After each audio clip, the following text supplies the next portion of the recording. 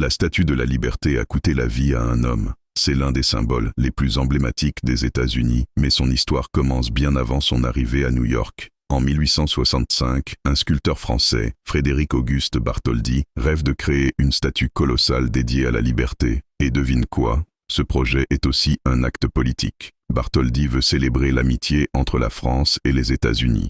Pour financer son œuvre, il organise des levées de fonds, mais une surprise l'attend. Pas assez de soutien financier en France. Alors, il se tourne vers les Américains. Cela lui permet de réaliser une des plus grandes campagnes de collecte de fonds jamais orchestrées. Chaque centime compte. Mais ce n'est pas fini.